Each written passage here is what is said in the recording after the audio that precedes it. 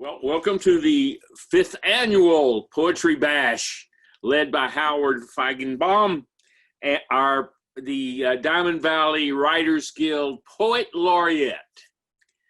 And so, looking forward to it. It's been one of my favorite meetings each year. To start with today, I do have a quick announcement. I believe we have some positions open that we'll be voting for in November. Sandy, if you will unmute yourself and tell us what positions they are.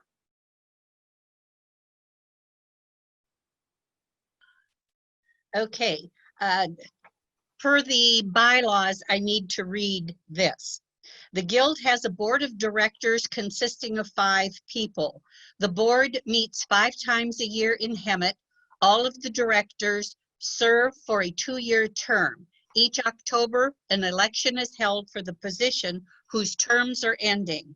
This October, we will elect 3 directors: vice president, treasurer, and member at large. If the idea of serving on the board interests you, you may nominate yourself or someone else at the October meeting. You will have 3 minutes to let us know why you're running. If only one candidate is nominated, the vote will be by voice. If 2 or more are nominated, we normally vote by paper ballot. And Jim, that may have to change if we're still meeting on Zoom, because I don't know how we'd do a paper ballot. But we could discuss that at the board meeting in September.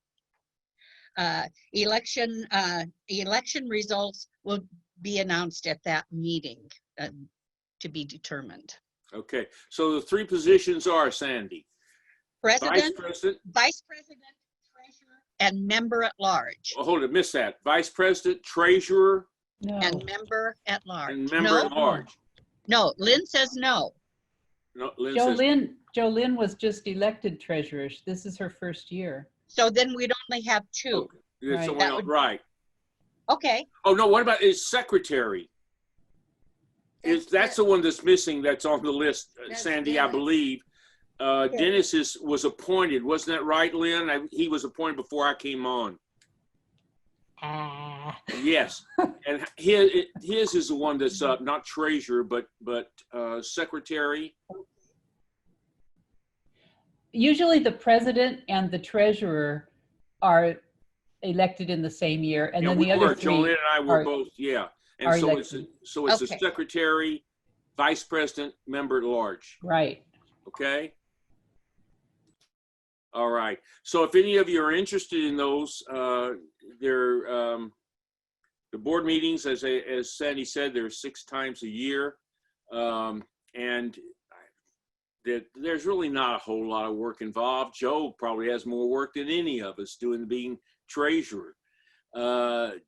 Secretary requires a little work, but it's not much. And I wouldn't take it, but that's beside the point. At any rate, what I'm saying is that if anyone's interested, please, we always need people who are willing to serve on the board. And if you have an interest in it, please put your name in. That'll be for November, so you have we made the announcement now, so you have a little time to think about it. Okay, let's go with our standard. Is there anybody who has had anything published or started anything, finished anything since last time? Ellen, how's your book doing?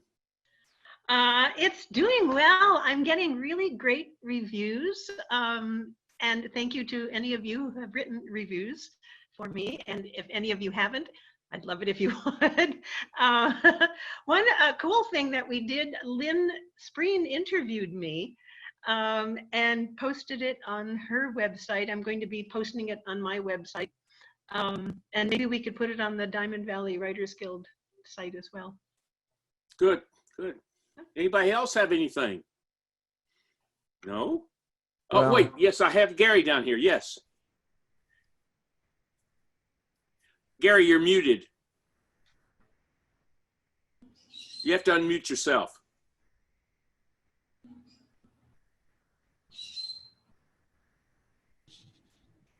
Oops. Not really. Okay, in the meantime, I think Dan raised his hand. We'll go to Dan. Yeah, it's slow progress, but it's accelerating.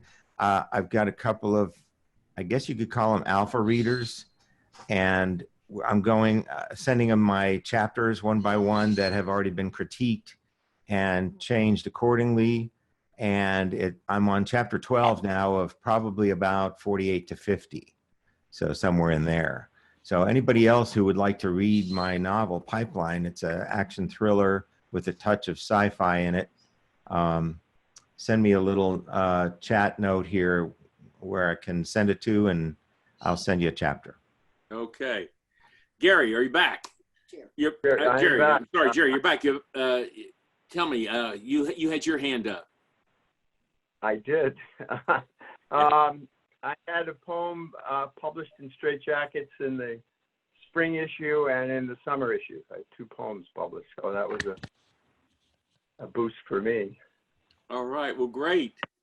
It's terrific. Oh yeah, go ahead. Oh no, I'm listening. Okay.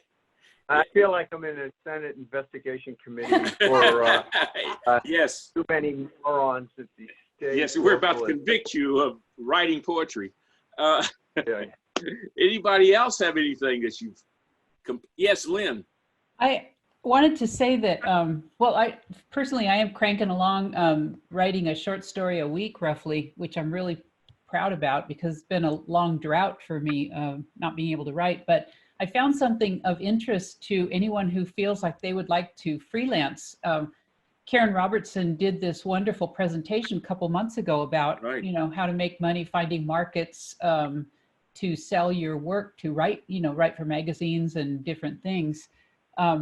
Anyway, I found a free ebook and I posted it on the Diamond Valley Writers Guild Facebook page, which you can go to facebook.com and just type in Diamond Valley Writers Guild and it'll find it for you. But it's the most current post. It's called 101 Answers for New Freelance Writers. And I am imagining that it would be packed full of information about, to follow up on what Karen was telling us. So if you'd actually like to make a few bucks and you'd like to get started doing freelancing, everybody's looking for material right now. So go to the Guild's Facebook page and look for that link to the free ebook. That's my message. Okay, great. Kara, you had something. I do. I wanted to share that I've been working on my first book, which is my memoir, for years. And I met Jolynn and she invited me to this group. And during COVID and this whole thing, I finished it. So I'm done. So this is my first attempt writing a book. But All right. I'm learning super quick. I just want to share. I'm learning that rewriting is a whole nother thing and I'm completely lost in the process. So if there's a group or anything I could join to help me wade through what I've written, I'd appreciate any pointers. And so that's where I'm at. Okay, great. It's overwhelming, very overwhelming. Well, you know what? When I used to teach writing, my whole thing, I would always tell my students one thing, and that is there is no art in writing. It doesn't exist. All art comes in the rewrite. That it's not the first draft there's the art exists in. It's not even in the second, most likely. It's probably about the 4th or 5th draft of your material where it really shapes up, and that's when art really, when writing becomes art, that's when it does. But it's certainly not that first draft, and even though you've corrected and everything too, I don't care how many times you've corrected it. Once it's even printed, you'll look at sentences and cringe, and say, "How could I have written that?" I still do that. I go back in my first couple of books, especially when I really didn't know much about writing, and I look at it and say, God, how did they buy that? I mean, but that's great, and that's terrific that you're doing it, but you're right. The next big step is to rewrite it. So maybe I can find you a group to join or something. Okay, one other quick thing too is I was planning on keeping everyone's original names, at least their first name. I didn't have to say their last name, but that was my plan. And I'm learning that that might not be a good plan, but I still, that's where my heart is. I feel like it's a true story, so I want to keep the names the same. And I'm not writing anything. I'm trying to be very honoring and respectful of the people in it. So I don't know, but that's another concern, a legal concern, I guess. So. Okay. And I can't help you there. Okay. Well, But one of the things you can do is when the novel is done, you can contact the people, let them know that their name is in it, and send them the sections that has their name in it, and then just get their approval, kind of, is this okay with you that your name is in here? And if it's not, that's okay, and you change the name. And that way, if you get a little written answer from them, you shouldn't have any issues and shouldn't have to get into it. Hopefully you wouldn't have to get into any kind of legal stuff, and you've gotten their permission. of course, it doesn't sound like you're writing Peyton Place, so where she got sued by various people in the town. But yeah, it's always good to know. All right, anybody else have anything? All right, well, in that case, then I'm going to go to our next line of business. That's Cheryl for Straight Jackets. Oh, Cheryl, where are you? Yeah, I'm there. I am just unclicking. Okay. Okay. Well, we have some early bird submissions for the next magazine, which is awesome. Thank you, Karen. I think you're the earliest we've ever had. So. Good. Yeah, that's great. Hi, Howard. And okay, and I think the big thing is, and Greg, I'm going to be calling on you here in a second. Greg Porterfield came forward with a fantastic idea, and that is to turn Straight Jackets, all our issues, into a book, whether we call it the best of or we don't know yet. The editors are going to be going over. He's got a great proposal. There's no cost to this. The authors won't be making any money. Greg has experience in the formatting, and the parts he's putting together look awesome. Any profits that we make off of Amazon, I think you're saying to publish through Amazon, right, Greg? Okay. And any profits would go to allay the costs of Squarespace for the magazine. And if we just start booming right along, then it can go to the coffers of the Writers Guild, to maybe for speakers and things like that. If authors want some issues, Greg, I'm going to call on you for this one. You said that if authors wanted copies, they should order in, because postage is cheaper, and I don't know the ins and outs of that. Can you explain it? Unmute yourself. Okay. Yeah, a lot of you probably have already done some self-publishing and through KDP, and your books are appearing on Amazon. One of the things that is really cool about the old CreateSpace KDP format and all is that the author of a book can order what are called author copies at cost from Amazon. So you don't have the retail markup of when it's actually on the Amazon site.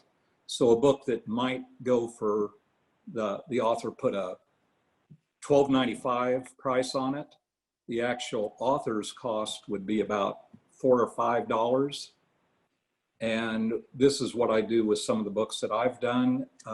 Instead of ordering one book and paying the shipping for one book, which is always about $5, I usually order about a dozen copies, and the shipping still is only about $5. So it makes it where anyone who would have their article or their story in this book, hard copy book, could buy one of the author's copies at the cost that is charged to the author. And so that way it'd just be, $5 or $6 for one of these books. And the way that I'm kind of laying it out right now, it's looking like about a 200-page book, which is pretty good. It'll all be black and white on the interior pages because that's the cheapest way to print this stuff. If you put even one color picture on a 200-page book, you're paying full color for every single page in that publication. So it's just a cheap, easy way of getting Straight Jackets magazine, which I don't think there are very many critique groups or writers groups that have something as significant as an online magazine available to them. We're pretty lucky that some crazy group of fools started this thing a few years ago. And there's actually some pretty good stuff in Straight Jackets. I hope everybody takes a few minutes to look back and see what some of your fellow writers have put together over the last 4 years of Straight Jackets magazines. What I'm kind of proposing is that we wrap up all 4 years through 2020, where all the stories in Straight Jackets would be in this hardbound or this hard printed copy of a magazine, except now it'd be in a book form. And it'd be the kind of thing that if the Writers Guild has a fundraiser or something down in Temecula at a table, instead of individual writers hawking their wares, there would be a best of Straight Jackets that would be available where people could buy it. It would be available for sale at a retail price through Amazon, and any profits would go back into the Guild and into Straight Jackets. Hey, excellent. I would like to give a quick history lesson. You wouldn't know this, Greg, but originally Straight Jackets started in 2008, and it grew out of Ray Straight's group. We made a suggestion. We started printing Straight Jackets in 2008, around 2000, and whenever the Guild formed. By that time, we had suspended operations on it for about 1.5 years, and we picked it up again with the Guild. So there's actually, before the Guild picked it up, there's that whole section before that also had tremendous amount. Lynn was in the first issue. So was Mary Jane, and a few other people who are with us now were in that first issue so many years ago. But yeah, so it goes back even more than the 4 years. Now don't scare me, Jim. Don't scare me. Yeah, but it's not online. I mean, I have individual stories that people wrote, but those are not online anymore. They're long gone. But I think the idea of doing the last 4 years is terrific. I really love the idea myself, just on a personal level.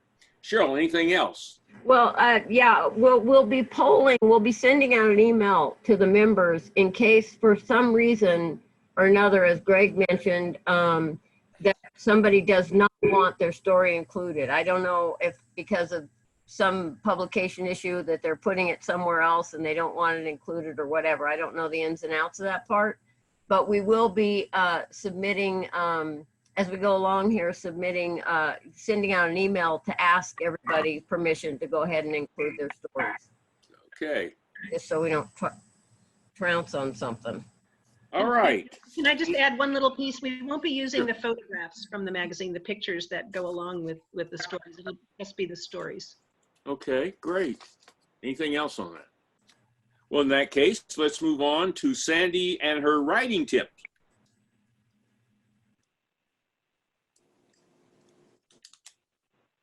Okay.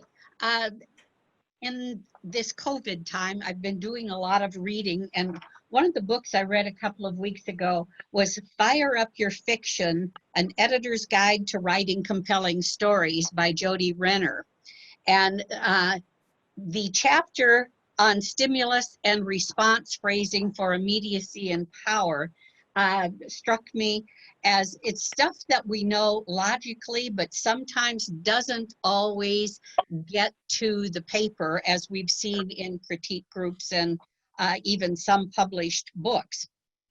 When writing fiction, she says, It's usually best to show actions and events in chronological order and to describe the cause first, then the effect.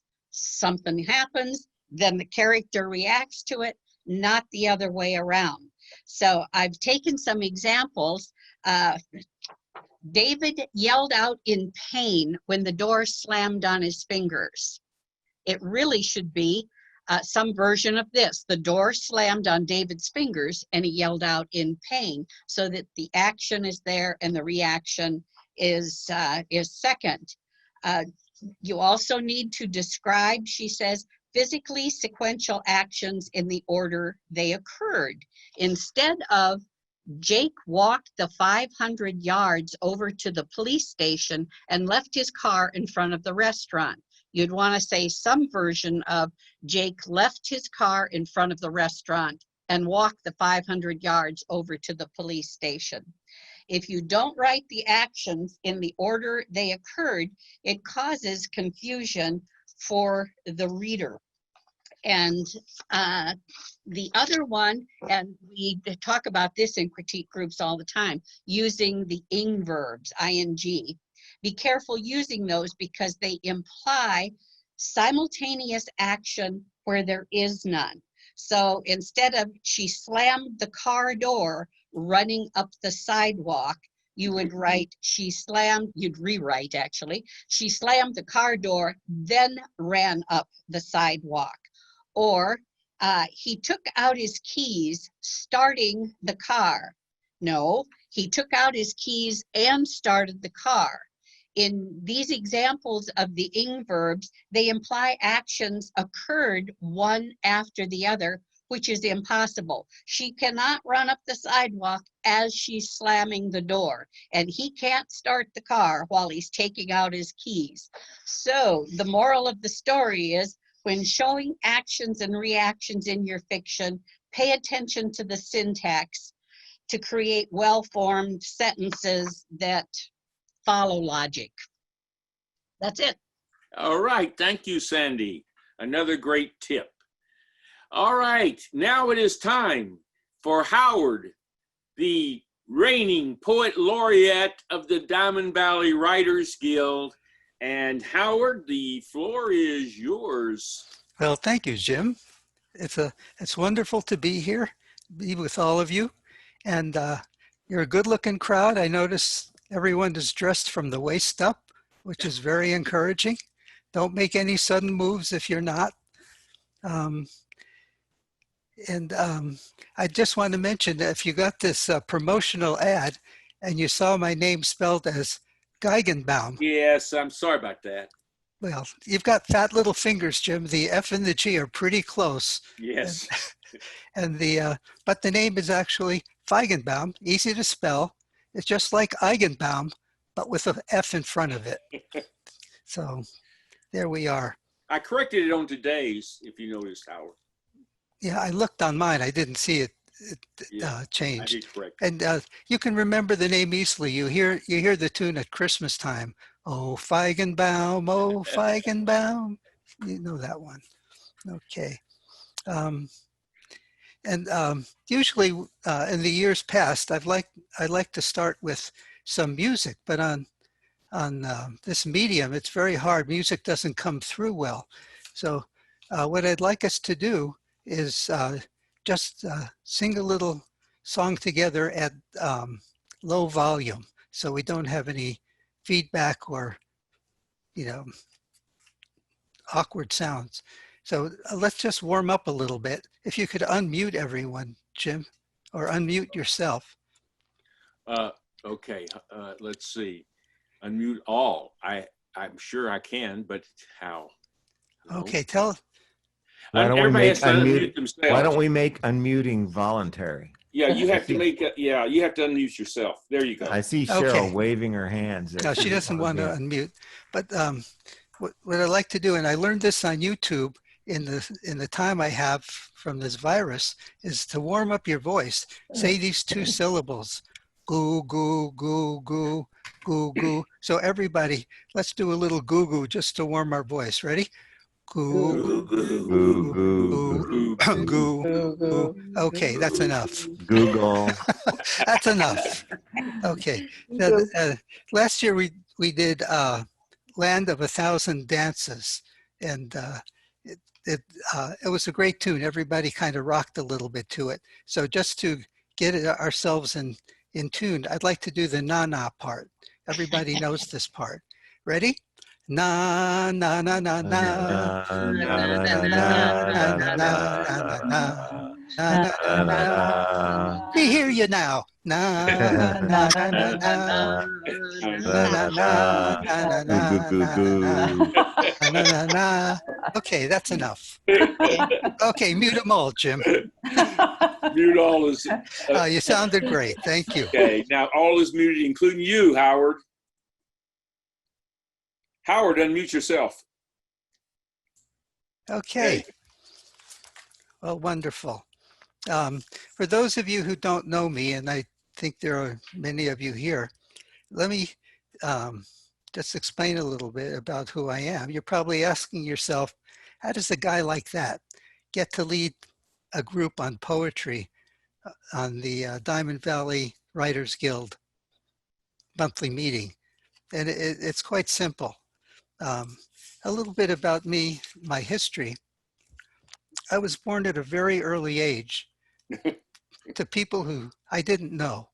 I knew right away that life had risk, and it's been true for my whole life so far. I grew up in a small town in the Catskill Mountains. The name of the town was Jeffersonville. And in the 7th grade, everybody has to learn Revolutionary War history. It's part of the New York cultural milieu. So in the 7th grade, I studied this Revolutionary War history, and I learned about Ethan Allen and the Green Mountain Boys, who staved off an attack from the British, and they were in Vermont. They staved off an attack from the British coming down through Canada, and they were heroes, and it was wonderful. So I never wrote a poem before, but I wrote a poem called Ethan Allen and the Green Mountain Boys. And I turned it into my teacher, Mrs. von Bergen. And she was so thrilled that a 7th grade boy would write a poem, and it made sense. And she had them publish it in the school newspaper. Oh, when I saw that, I knew I was famous. This was really great. I was a poet and I was famous. And everybody in Jeffersonville knew who I was. That changed my life. That set me on a new path.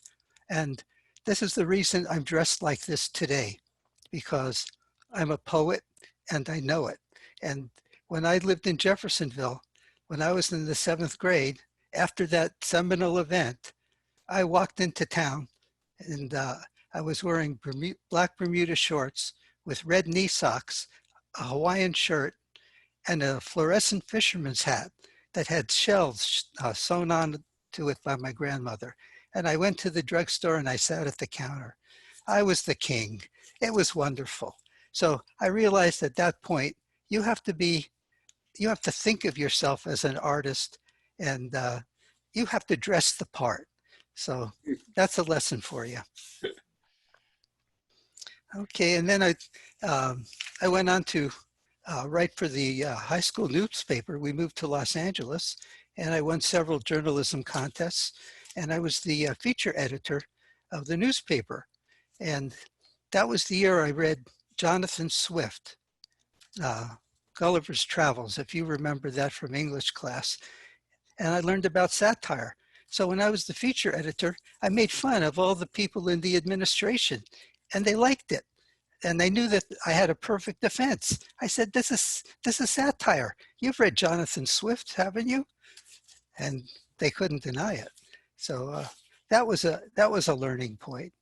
And then after I went to UCLA, after that I went to work, and I ended up as being a broker dealer in the financial industry. And I've done that for almost 40 years now. And the only reason I mention that is that I'm running for city treasurer in Hemet. So if anybody here votes in Hemet, look for me on the ballot. Give me the big check. And I do want to say hello to my sister, Marcia. She's visiting us from Poolsbo, Washington. And she's in the bottom square here on page 1, I think. So here's a kiss for you, Marcia. Mwah. Okay. And then I joined I moved here, when I retired, I moved here to Four Seasons. I joined a writing group. It was run by Ray Strait. It was at the bar that he ran. And it was quite illuminating. And I was bringing poetry to the group.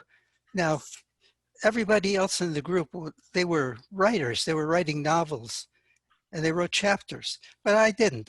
I brought 1 or 2 little poems. Do you know how long it takes to read and get critiqued on 1 or 2 little poems? Less than 5 minutes. 3 minutes would be a stretch. And that's where I found out another important point, that poetry is perfect.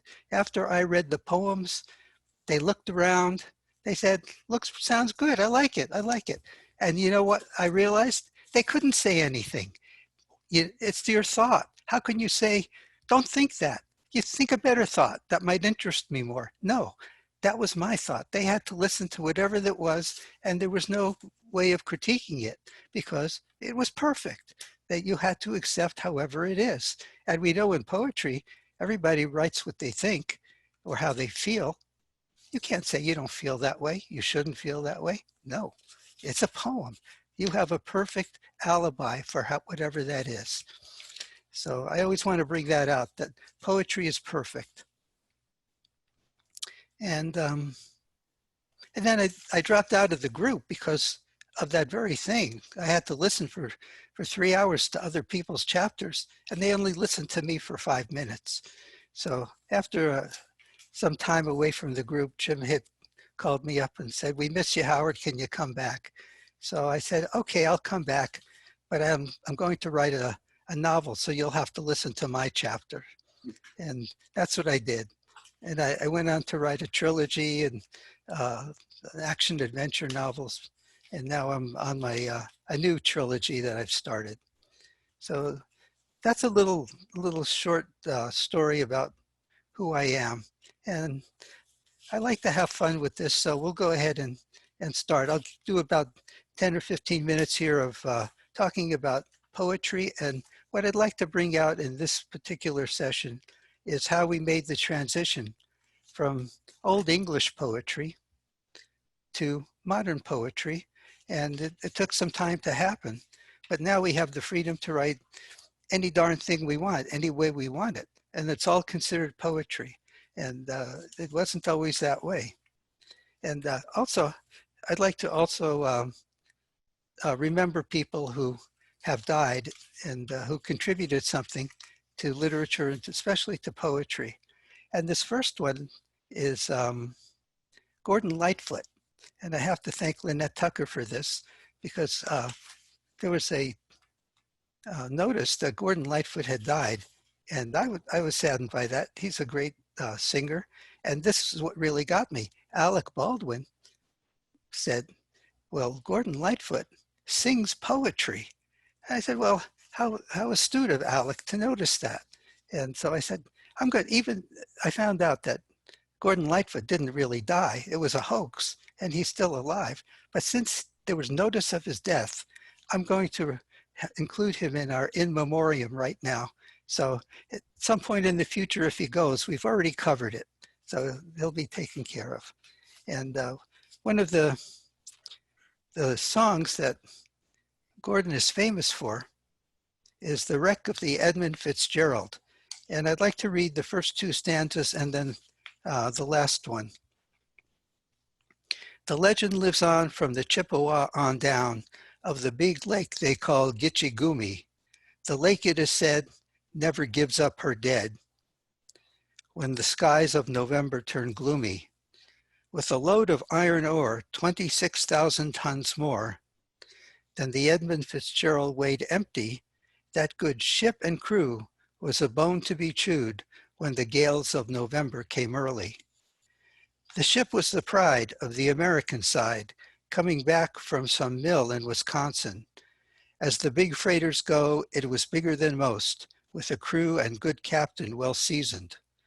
Concluding some terms with a couple of steel firms when they left fully loaded for Cleveland. Then later that night, when the ship's bell rang, could it be the north wind they'd been feeling? Now the last verse, in a rustic old hall in Detroit, they prayed in the Maritime Sailors Cathedral. The church bell chimed till it rang 29 times for each man on the Edmund Fitzgerald. The legend lives on from the Chippewa on down of the big lake they called Gitchigumi. Superior, they said, never gives up her dead when the gales of November come early. And I think Alec Baldwin was right. That is great poetry from a singer. And the other person I want to recognize and remember, he died March 15th, 2019, was an American poet who wrote more than 50 books of poetry and prose and produced many works in translation.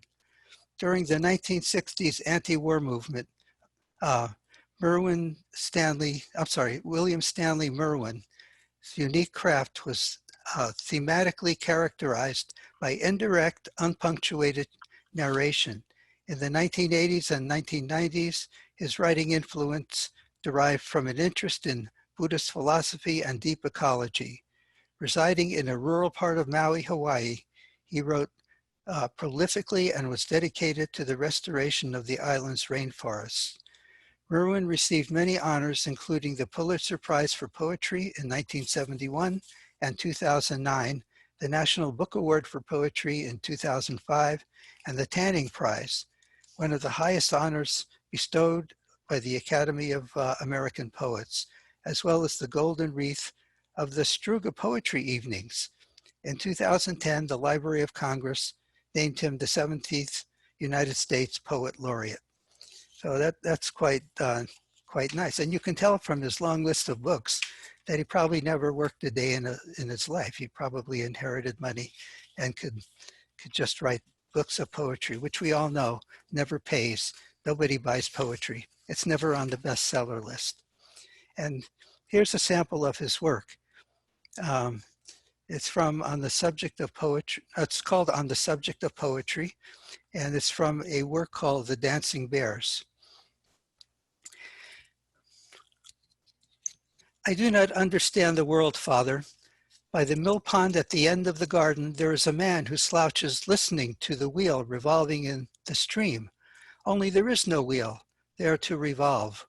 He sits in the end of March, but he sits also in the end of the garden. His hands are in his pockets. It is not expectation on which he is intent, nor yesterday to which he listens. It is a wheel turning. When I speak, Father, it is the world that I must mention. He does not move his feet, nor so much as raise his head, for fear he should disturb the sound he hears, like a pain without a cry, where he listens. I do not think I am fond, Father, of the way in which always before he listens, he prepares himself by listening. It is unequal, Father, like the reason for which the wheel turns, though there is no wheel. I speak of him, Father, because he is there with his hands in his pockets, in the end of the garden, listening to the turning wheel that is not there, but it is the world, Father, that I do not understand. So here we have a pretty deep poem. So you have to have a drink or two before you read this. Anyway, I never heard of him before, and he was the Poet Laureate of the United States, but he had an interesting take. Now we'll turn to William Blake. And William Blake was a seminal poet because he broke away from the way it used to be and decided to go at a new path. And what he did for a living, he was an engraver, and he also liked to paint. He was an artist, but he had to work for a living, and nobody recognized his poetry until after he died, which is so common with artists. And this is a poem that he wrote that a lot of us were forced to look at in 8th grade. And I'll just read the first stanza. It's called The Tiger. Tiger, tiger, burning bright in the forests of the night, what immortal hand or eye could frame thy fearful symmetry? And why is Blake called a precursor of Romanticism? For this, perhaps he has been rightly called the precursor. Speaking historically, Romanticism has begun with Blake, for he is the first time broke away from the literary tradition and poetic diction of the so-called Augustan age. The Romantics believed in the freedom of art in their creations. And it says Romantics were attracted to rebellion and revolution, especially concerned with human rights, individualism, freedom from oppression. Blake rebelled against England's church. Blake is considered a Romantic writer because of the presence of the characteristics of Romantic literature found in his writings. Now, the connection I have to William Blake comes from Chris Christopherson. Would you believe? Chris Christopherson, that great singer, and you know him from Me and Bobby McGee. You know, Anyway, you know how that goes. And Sunday Morning Coming Down. Well, Chris Christopherson was a Rhodes Scholar, and he went to Oxford, and he got a master's degree in English literature. And who did he study? William Blake. And this is what Chris says. Chris Christopherson discovered Blake while a Rhodes Scholar at Oxford, even naming his 8th child after the poet in 1994. When asked about the effect of Blake on his life, Christopherson told Andrew Denton in a 2005 interview, he was such a passionate artist, and he believed that it was his duty because God made him that way to be a creative poet. He said, if he who was organized by the divine for spiritual communion refuse and bury his talent in the earth, even though he should want natural bread, sorrow and desperation will pursue him throughout life, and after death, shame and confusion are faced to eternity. So there's a lesson for you, poets. If you don't use your natural abilities and talents, you will be punished for eternity. And something to keep in mind. And Christopherson says, so for a young guy who wanted to be an artist, it was perfect inspiration. Well, I don't know about that. Someone has to hold the whip of eternity and punishing me for that length of time over me. It's a little hard to perform. So, but I now want to move on to a man named William S. Burroughs, who wrote a book called Naked Lunch. And this is the modernism we start to know in our own lives. And he says, there is only one thing a writer can write about, what is in front of his senses at the moment of writing. I am a recording instrument. I do not presume to impose story, plot, continuity. Insofar as I succeed in direct recording of certain areas of psychic process, I may have limited function. I am not an entertainer. So it's an interesting take. I would say to William Burroughs, how wrong you are. We are all entertainers. Even poets are entertainers because what we read in poetry is entertaining in some degree, even if it's sad. We're interested to know about it. And then the next poet in this progression in the modern era is Ezra Pound. He was an expatriate American poet and critic, a major figure in the early modernist poetry movement, and he was a fascist sympathizer. His contribution to poetry began with his development of Imagism, a movement derived from classical Chinese and Japanese poetry, stressing clarity, precision, and concision. His work is known for its clarity, precision, and vibrant, clear images. He and other imagists chose to disregard form and the flowery language of the Victorian period, opting instead for a new style, which in some cases said what needed to be said with as few words as possible. And I know among us now we have a few haiku writers. You know, Valerie Eitzen writes haiku, and I would say, you know, she's in that mold of succinct poetry, and we'll hear from her in a little while. And this is one of I've got two of Ezra Pound's poems. One of them is pretty short. It's called In a Station of the Metro. The apparition of these faces in the crowd pedals on a wet black bough. That's it. That's the poem. And he wanted you to see that image in his mind. This other one is called A Pact. I make a pact with you, Walt Whitman. I have detested you long enough. I come to you as a grown child who has had a pig-headed father. I am old enough now to make friends. It was you that broke the new wood. Now is a time for carving. We have one sap and one root. Let there be commerce between us. So even though he dislikes Whitman, he knows that where he is has come in some way from Whitman. Kind of an interesting take. And this guy actually turned out to be crazy, and they put him in an insane asylum for many years. And other poets and writers lobbied to get him released from the sanitarium. So bear in mind that we have camaraderie among us. If any of us get into the sanitarium, we'll lobby for you. Oh, and he had some advice, and I thought this was worth including. Good writers are those who keep the language efficient. That is to say, keep it accurate, keep it clear. And now Emily Dickinson, and she was some crazy lady. And this is a poem that, if you haven't heard it before, is really terrific in its own way. It's called, I Heard a Fly Buzz When I Died. I heard a fly buzz when I died. The stillness in the room was like the stillness in the air between the heaves of storm.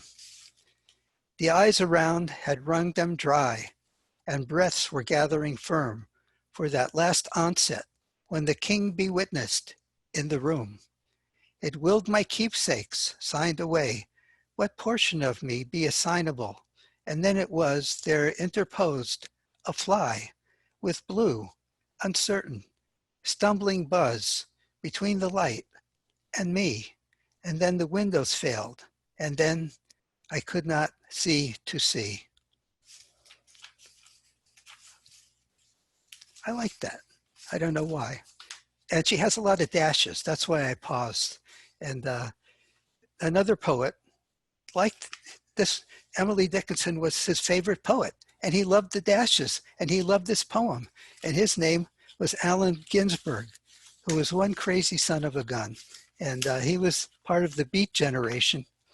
And you're all familiar with that. And I kind of like addressed today an homage to the Beat generation. These were guys who decided to break away from it all, let it all hang out. They didn't care.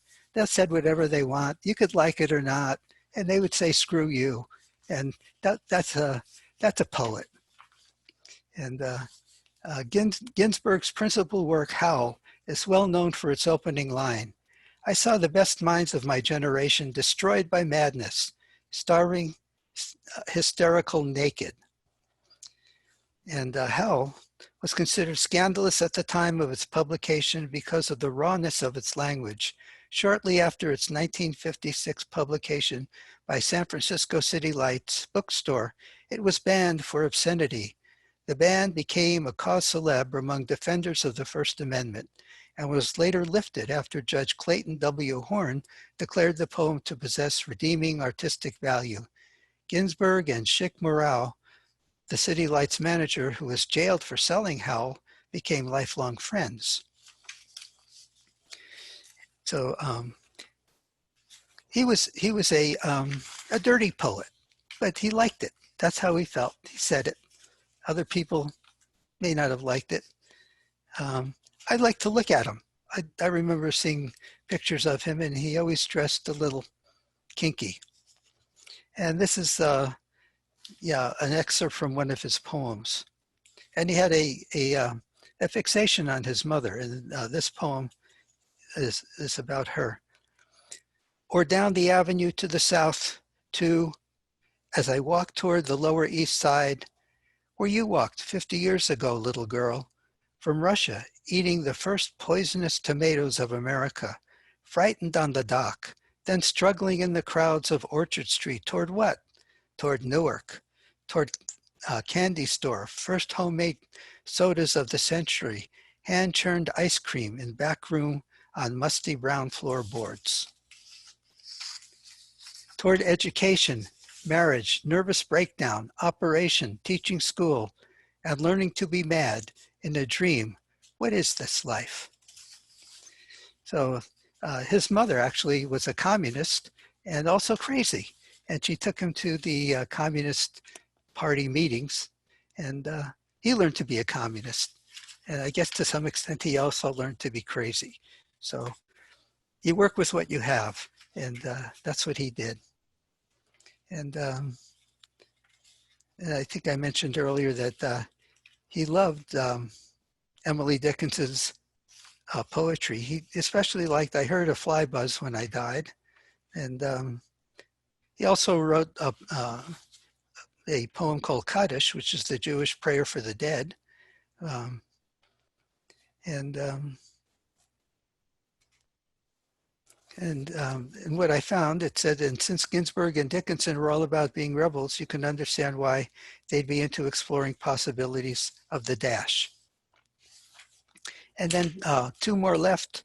William Carlos Williams, he was an imagist and also in the vein of Ezra Pound. And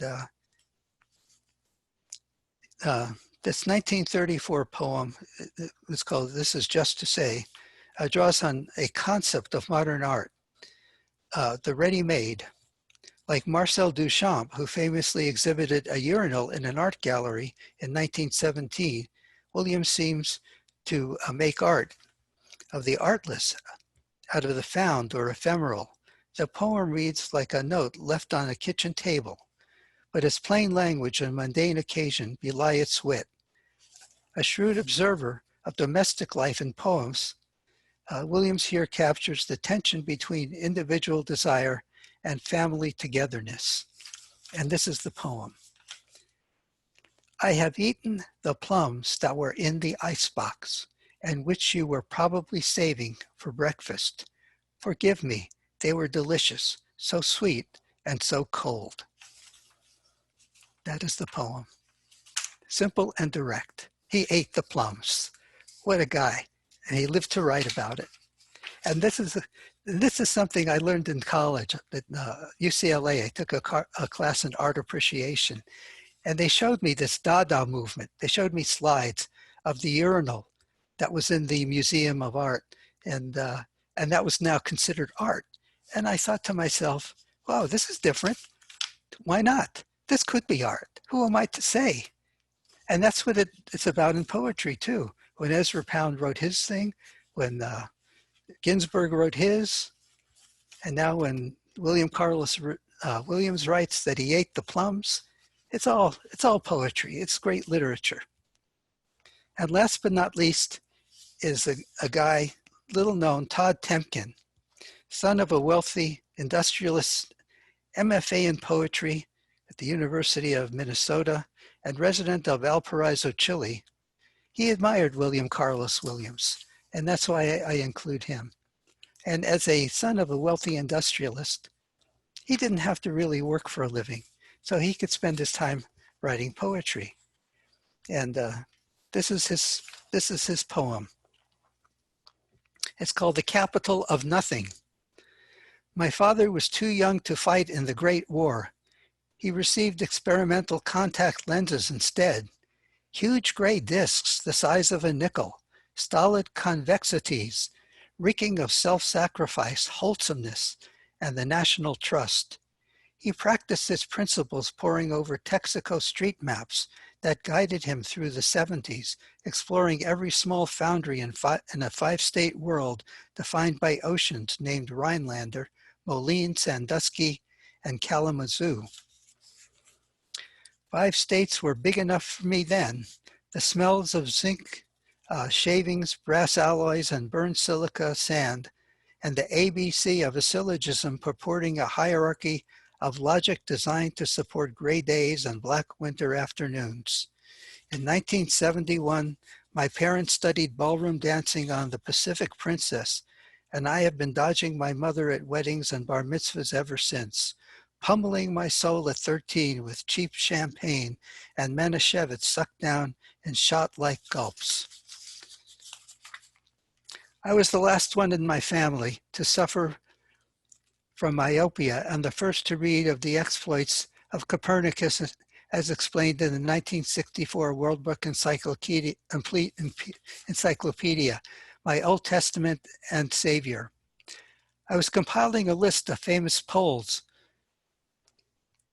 but quit upon pondering the sweetness of my grandmother's lips, captured in a family portrait, snapped somewhere near Krakow in the 1920s. I have spent 25 years recapitulating the glory of my greatest achievement, having memorized at age 7 every state capital and the population of the world's great metropolitan areas, Shanghai, Sao Paulo, Calcutta, Tokyo, Peking. Little does it serve me now, except to emphasize that although Atlanta, Phoenix, and San Antonio have doubled in size, Milwaukee has stayed the same, defeating philosophers as great as Blake and Whitman, who believed that life as it is change, revitalizing energy, whirled into a multiplicity of forms. Milwaukee is what I imagine Poland to be, constant and stoic, underwhelming and cold. My life could be summed up the day the city paved over my favorite creek. It's about good drainage and waste removal, little lives that dare to step out of their silent shelter into the light. It's about finding a snow plowing service that doubles as a landscaper in the summer. It's about cheering silently for the doe who lunches on my mother's tulips. My father taught me we were the capital of beer and outboard engines. He said, Harley Davidson, now that's a motorcycle. I memorized the width of the world's largest four-faced clock, calculated the percentage of the world's fresh water contained in Lake Michigan. At 16, Schlitz moved to Detroit, and I began the slow pilgrimage toward knowing that Copernicus was right. It is better to be starry-eyed and insignificant, a dot in the infinite field, the capital of nothing, than to cling tenaciously to our own delusions, whose deaths will go unnoticed by the stars. My grandmother was no more beautiful than yours. Dance. A foundry is as good as a place as any to measure the state of the universe. The railroad tracks of dreams, the silent, invisible symphony of the sky. Now, I don't know what you think of the poem. It really reads more like prose to me. It's really a story of his life, but does have poetic meter in it. So I'll give him the benefit of the doubt. But here's a guy who grew up rich, had nothing to do but think about the world and write poetry, and had a certain amount of disdain for how things happened in the lives of people and the mundane aspects of life. So there you have it. That's what we have now in modern poetry. Now it's up to us to carry the ball forward. So let's carry it right now. We'll go to our poets, our time, and we'll hear what's on the mind of the people who really do count, the great poets of Riverside County. And I have on the list here Judy Murray, who I didn't see here. If you're here, Judy, raise your hand. Valerie Eitzen, who I see, Daniel Kuttner, Karen Robertson, John Hoddy, who I don't see, Dixie, Jean Miller, who I don't see, Jim Hitt, Armando Zuniga. Is he here, Jim? Don't see him. Beverly Splitgerber, we welcome her, and she's new to the group. Hi, Beverly. We met her, she's from Del Webb, and apparently she's an ardent poet. Greg Porterfield, Lynette Tucker, Debbie Barney, and last but not least, Howard Feigenbaum, or Geigenbaum as you prefer. Okay, so first we'll go to Valerie. Unmute yourself, Valerie. Unplug yourself, girl. Right. Thank you, Howard. That was very kind. My expertise is in little bitty poems, because I'm a bit of an impatient person, so I can take this little scrap of paper with 3 lines on it of 17 syllables wherever I go. If I have to wait in the car, in a doctor's office, I can work on it. That is a wonderful thing. Haiku are a major form of Japanese verse, 17 syllables, 3 lines, 5, 7, and 5 syllables. And they're about nature or the seasons. So I've done a few on the 4 seasons. The first couple are on spring. Oh, Valerie, let me Yes. just remind everybody that we do have a haiku exception. Because haiku poetry is so short, Valerie can read up to like 8 or 9 poems. It's only like, 24, 27 lines. And when she reads them, she likes to repeat them to give you the full impact. So I'd like her to do that here today. So go ahead, Valerie. The advent of spring, dissolved in the azure sky, pale, transparent moon. The advent of spring, dissolved in the azure sky, pale, transparent moon. And this is a haiku using 3 of the 5 senses: smelling, seeing, and hearing.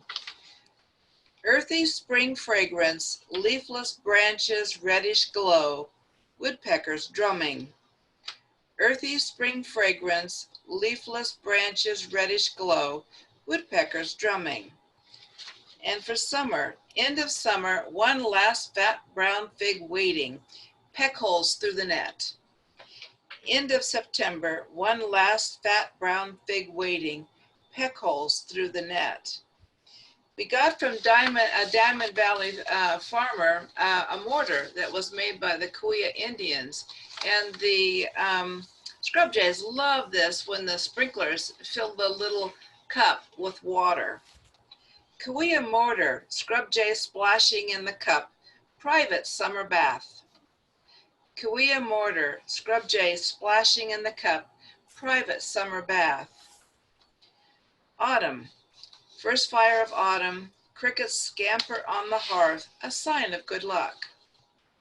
First fire of autumn, crickets scamper on the hearth, a sign of good luck. Also autumn, ancient gnarled oaks, acorns pattering like rain, autumn deer fodder. Ancient gnarled oaks, acorns pattering like rain, autumn deer fodder. And winter, rain-spent clouds gather, wind driven to the valley's end, rainbow chasing crows. Rain-spent clouds gather, wind driven to valley's end, rainbow chasing crows. And I'd like to read a couple of senryu, because these are not like nature. They're all about people and their foibles, and they're some of the things they do in life that kind of surprise us sometimes.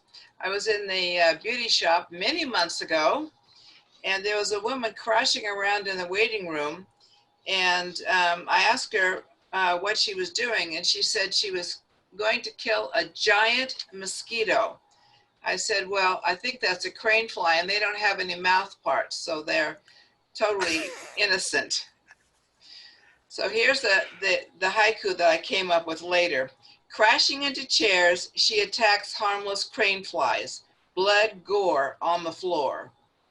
Crashing into chairs, she attacks harmless crane flies, blood, gore on the floor. And this is about flies. Swatter on the wall, sticky feet tasting our food, pesky, dirty flies. Swatter on the wall, sticky feet tasting our food, pesky, dirty flies.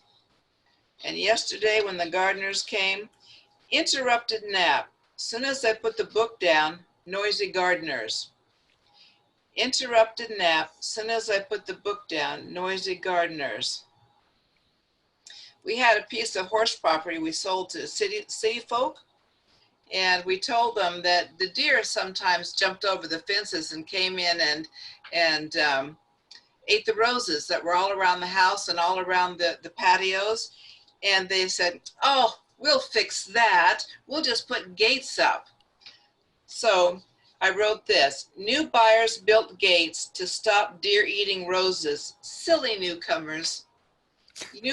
New buyers built gates to stop deer eating roses. Silly newcomers. Those deer would crawl under the fence, go through the fence, and jump over the fence. Gates would never stop them.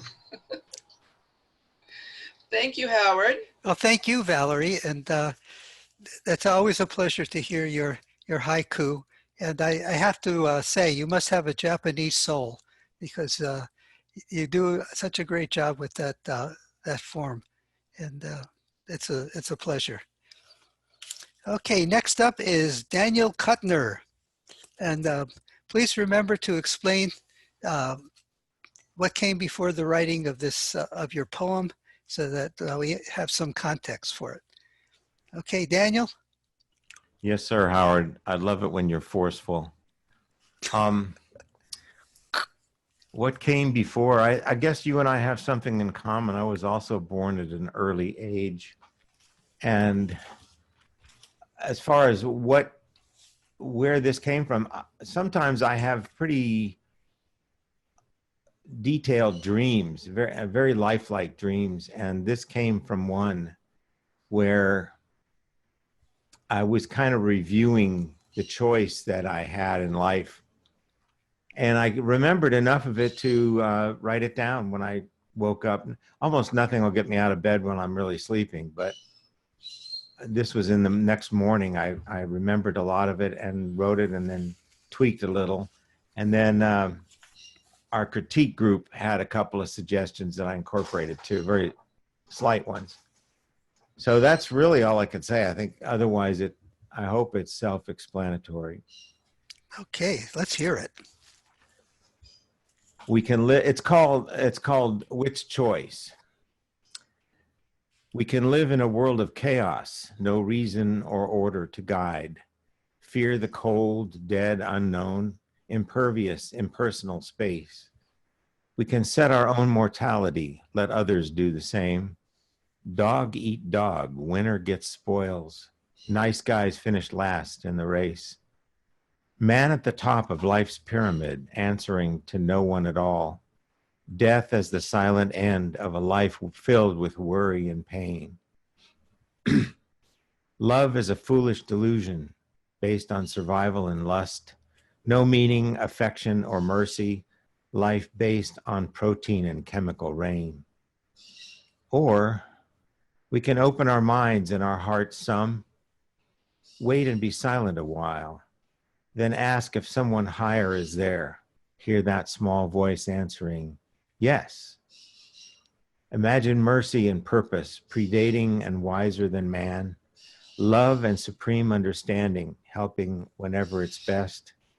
Allowing us freedom to falter, but also succeed and create. To help and protect one another. It's okay to make a mistake.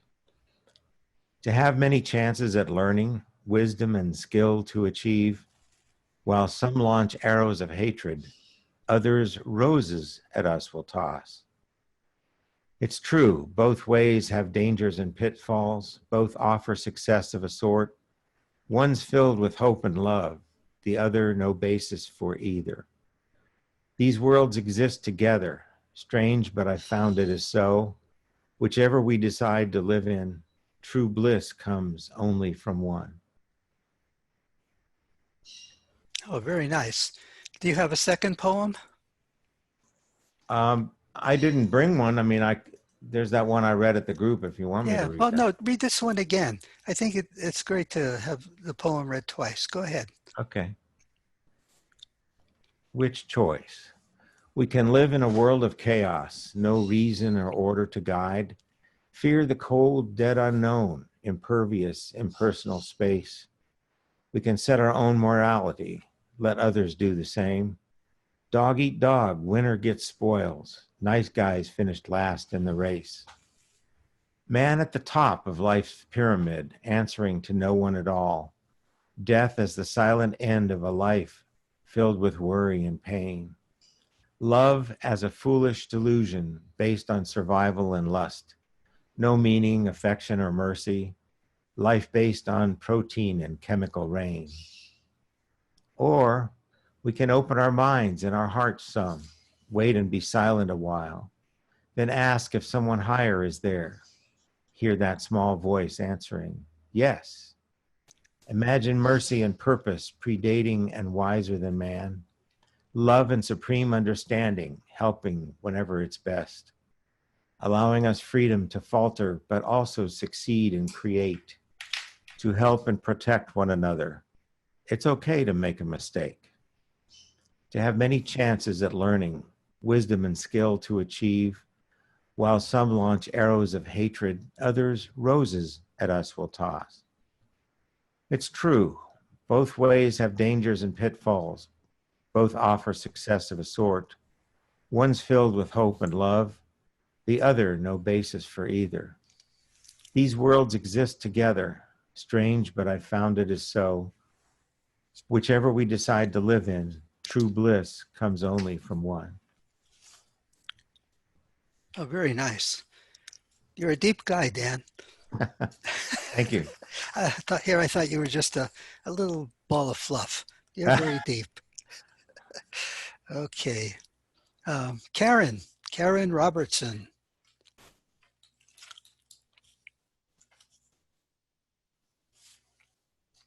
That.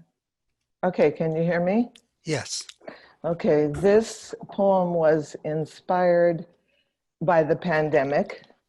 And I think because it has been the worst of times and the best of times, and you will not want to hear it twice. Okay? Okay. Here we go, I hope. After 30 years in one house, it's time we must deep clean. Some people do it regularly, but I had to be quarantined. Drawers, closets, shelves, and patio I have cleaned them all. Boxes and boxes I've transported, goodwill to them I haul. Oiled furniture and swept cobwebs, even dusted the top of the fans. Threw away old office supplies, paper clips, and dried out rubber bands. I'm not good at gardening, but I enjoy pruning trees. Planting flowers I detest, and frankly, so do my knees. Our fruit trees gave quite a crop. Now our tummies are bigger in size because we sampled all our work and together we made 19 pies.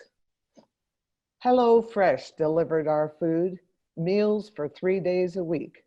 With a freezer full of pies and wild game, the scales have begun to creak. If we ever needed something, our daughter-in-law would caper.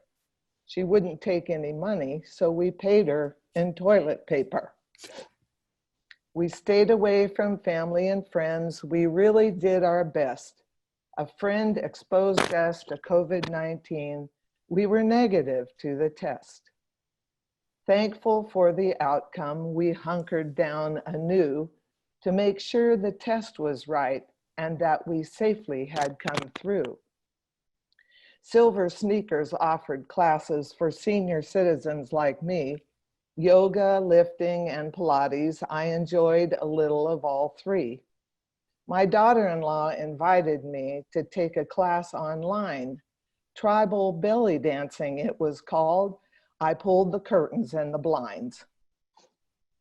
I need a haircut and a pedicure, but I resist those public meets. My hair looks like Raggedy Ann. My toenails are cutting the sheets. I don't know what I would have done without YouTube, Facebook, and Zoom. Friends, family, and associates were all right here in my room. My daughter had a stroke last year. Now we video chat each week.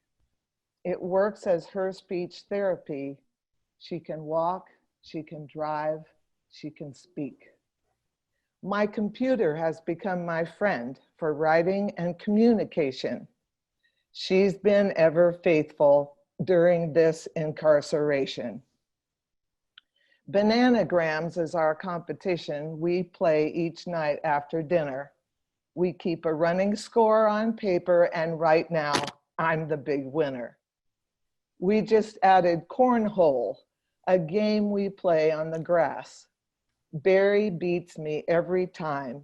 He can be such an obnoxious winner. Walking keeps me sane each day as I walk miles and miles. I pass many people on the trails, but I can't see their smiles. Some wear masks or cover their face, but nobody looks me in the eye.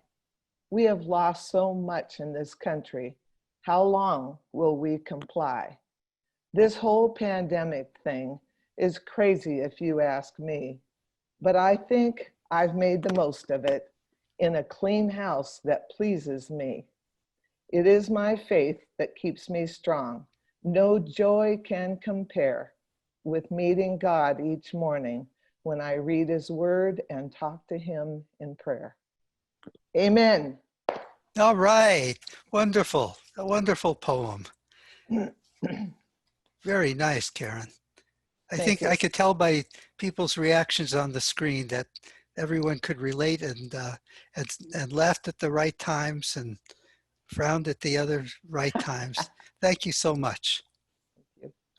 Okay, now we'll go to the great Dixie Amaya. Unmute yourself, Dixie. Get rid of the. I am. There you we go. go. Hi, Howard and everybody here. Thank you so much for putting this together again, and it's so good to see everybody. A little background on this particular writing is I volunteer twice a week at a mini horse rescue sanctuary.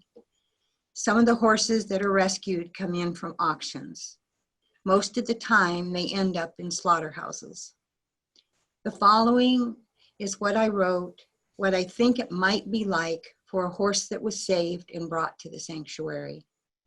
She was in horrible shape, starved, neglected, and so thin her hips stuck up in the air.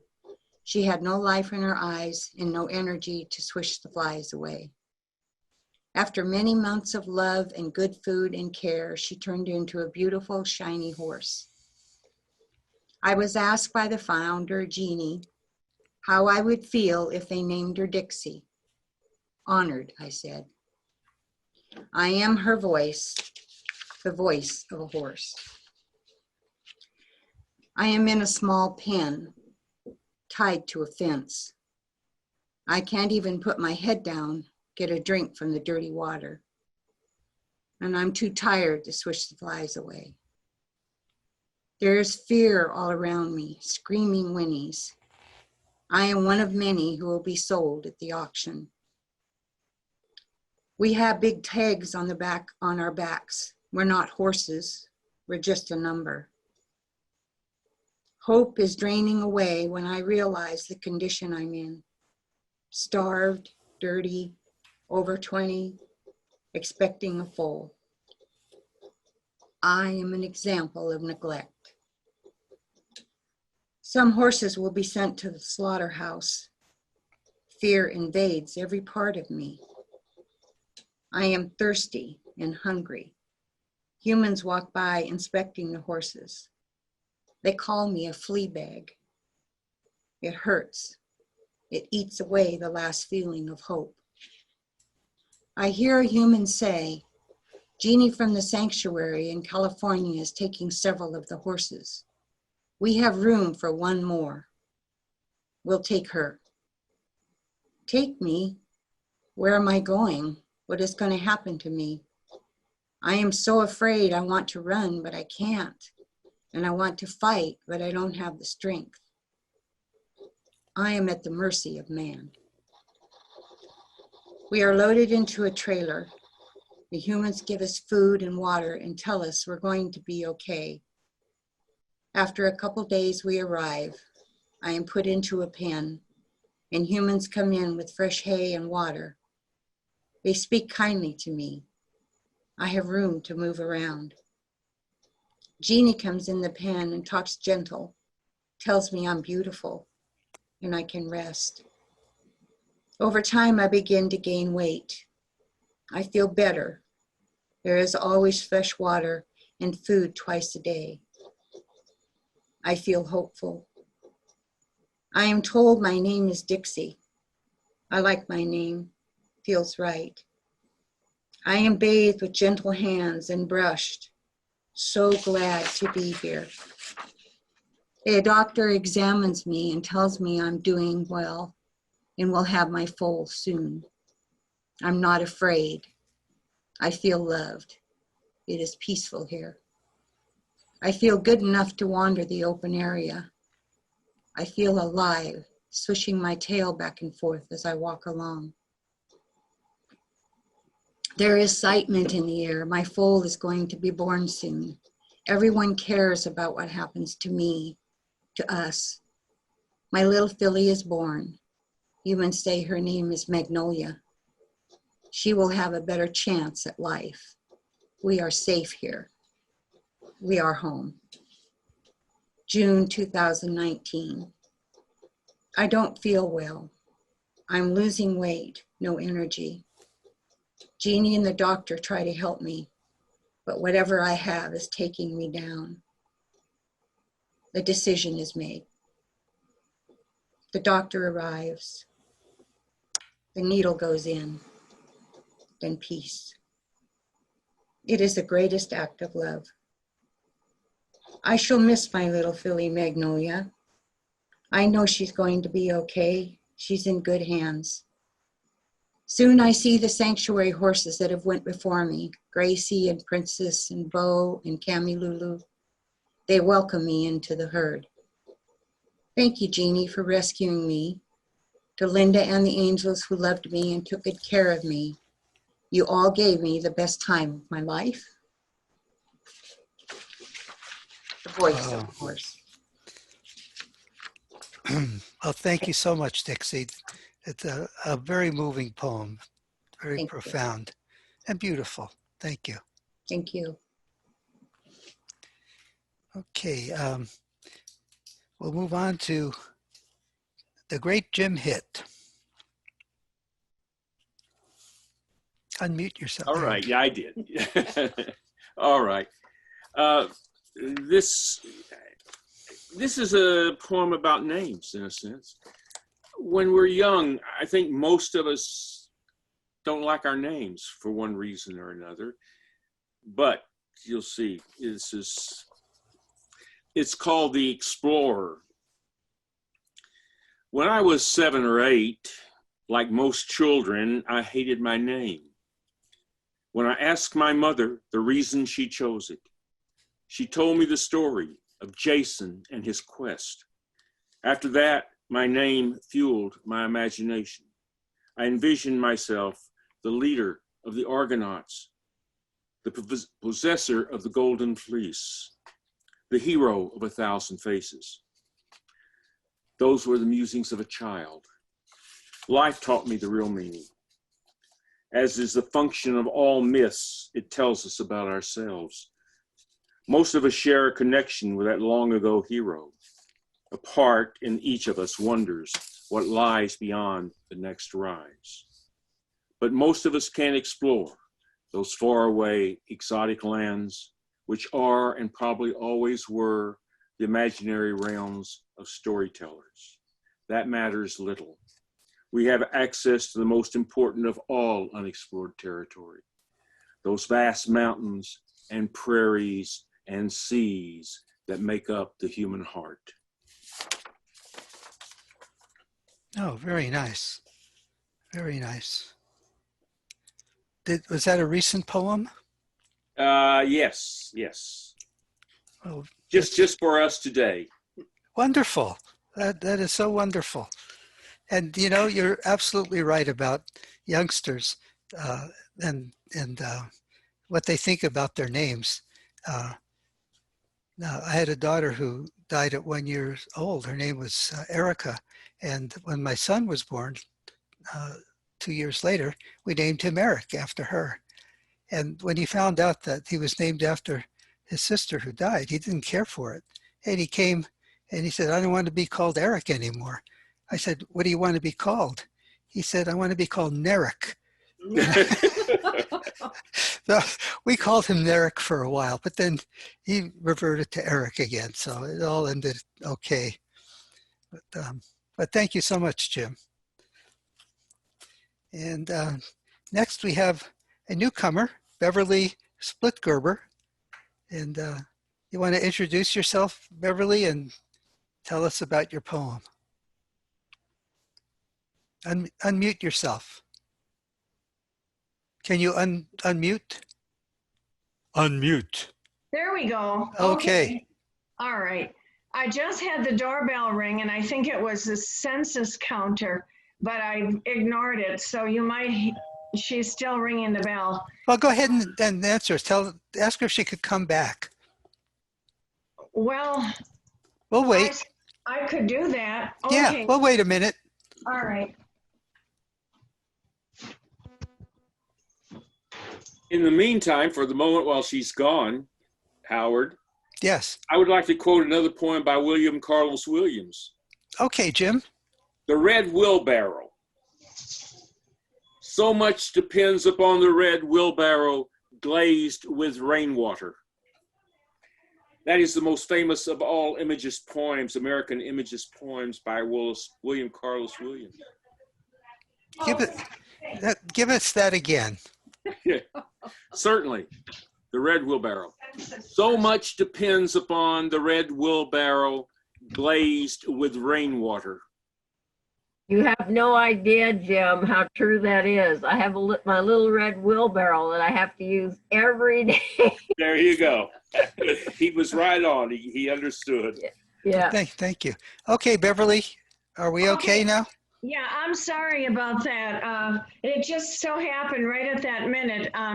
We are, my husband and I, right now in Wisconsin. We live in the Green Bay area 6 months of the year and 6 months in Hemet. So they have the census coming around, I heard, in Hemet and also here. So here I was. So anyway, I'm glad to be able to take part in this today. And I just happened to be perusing the next door neighborhood one day, and I found Howard's message and invitation that, you know, about this poetry reading today. So thank you for letting me be a part of this. Oh, you're welcome to be here. And you're welcome to continue in the group. As long as we're on Zoom and when you're in Hemet, it'd be wonderful. I would love to. I have some poems here. I write mostly about my feelings about people and or animals or events or things. So I'm going to start off with a kind of a short little thing. It's called Memories Ago. Could it be we've met before in another time and place? I feel I did once hear your voice. I think I've seen your face. Oft your eyes do seem as one with mine, as though we've shared some space in time, where crystal dreams near a garden well warmed the land and softly fell. When spring-like melodies born of a wintersome tune sprinkled sunsets toward a summerish moon, and fragrant scents of an autumn-type rose did sweeten the air. Who really knows? Could it be our hearts have cared and shared before in another place by another shore, on another land, when seashells bathed on whiter sand, under a foreign sun by another star, near a bluer sea, a place so far, in some other space, in that other time, when I saw your face, when your eyes met mine. Could it have been you? Was it really me? Perhaps, for connected souls are we. Oh, beautiful. And all right. If you could hear the applause, that would be great. But okay. Do you have another? I do. It's called Togetherness. Not only loving or sharing, nor laughing or singing, but it's being alone together and quiet, saying nothing and hearing contentment ring out in the silence, feeling secure, protected, wanted, finding satisfaction in emotions. Yet some say freedom, the way of the road, it's better, for they've had their bleak nights brightened, they've had their comforting tones, but it's gone now, and for some over forever, and they care not to return. Yet easy is forgetting when it was empty, when moments of depression united only in selfness, when comfort's only door was a pillow or a thought or a want, when touching could mean so much, thought to thought, fingertip to fingertip, brow to brow, soft to soft, tune to tune, sun to sun, star to star, universe to universe, hue to hue, me to you. Wonderful. You're kind of romantic. Yes. Yes, you are. Thank you. Oh, thank you so much. Thank you. Now we'll go on to Greg Porterfield.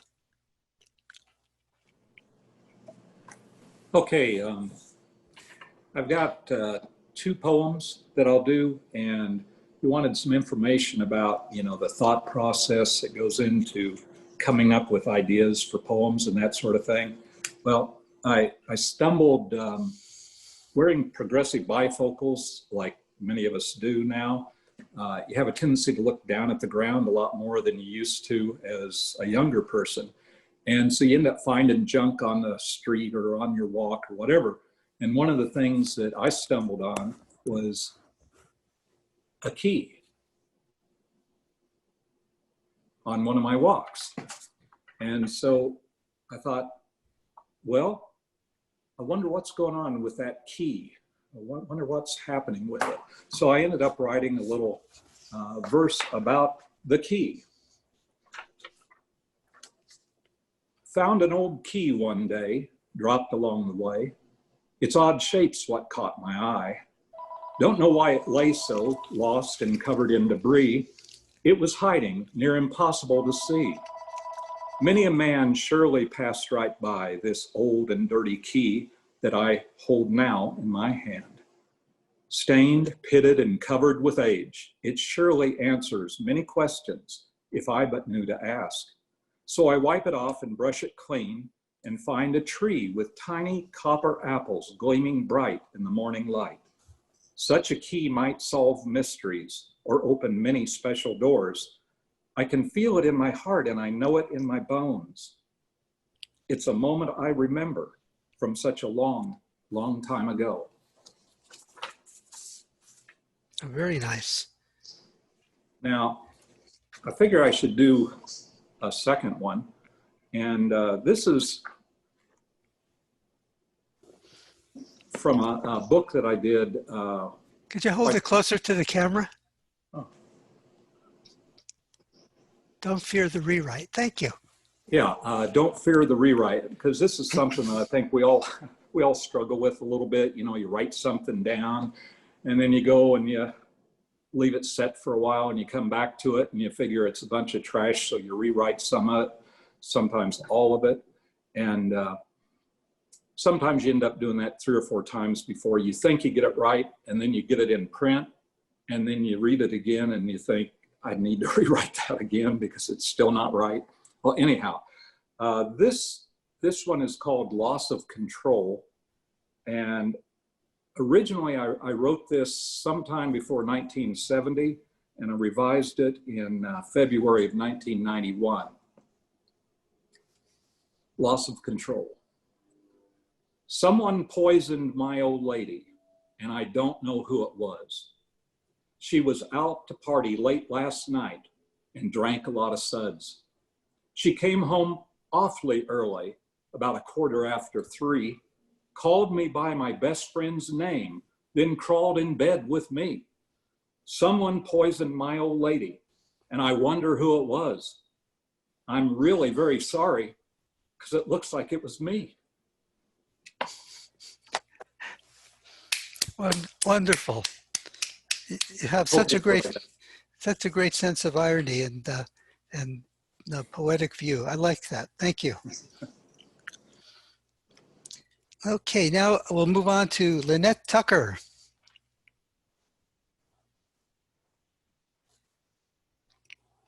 Hello, Lynette.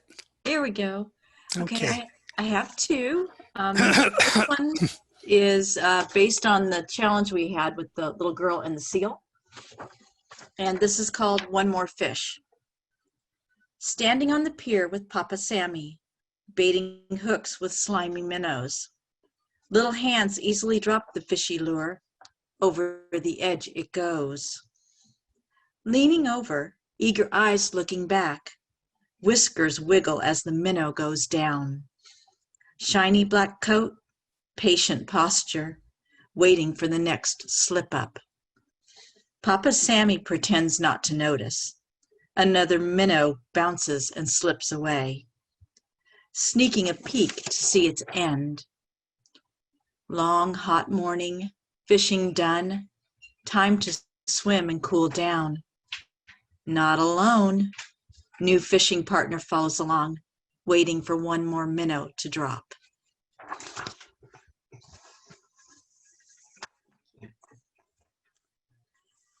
So this one, of course, I promised Howard that I would have two poems. So Thursday night I panicked and I wrote one.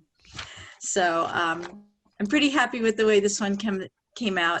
Sometimes when I sit and write, I'm just taking dictation. The poems just come. And this one just wrote itself. It's called Three Little Kittens. Three little kittens went to town, one white, one black, and the third one brown. Sights and sounds and wonders to see, Mary Beth, Josie, and baby sis Lee. They scrimped and saved their pennies and cents. They stopped at a shop for ladies and gents. They pressed their noses against the glass and worked up the courage through the door to pass. "May I help you?" asked a cat who greeted them. She was dressed all fancy with lace on her hem. Josie blushed and baby Lee hid behind. Mary Beth nodded, saying, "A gift to find?" "We have all kinds of presents here.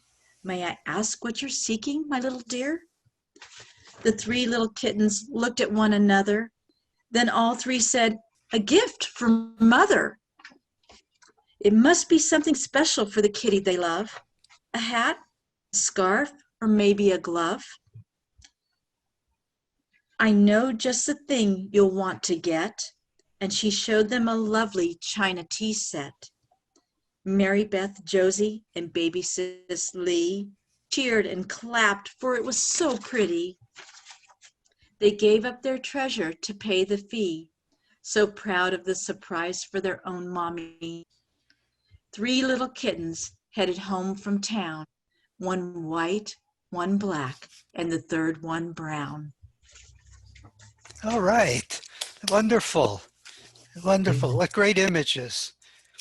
Lovely poems.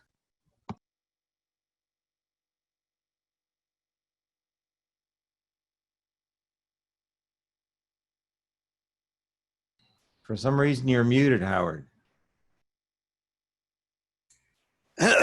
Debbie Barney. Unmute yourself. Yes, your turn. Okay, she's put the glasses on. She's All serious. right, here we All go. right. Is my audio all right? A little higher if you can make it. Let's see. Is that any better? Or just sit closer to the mic.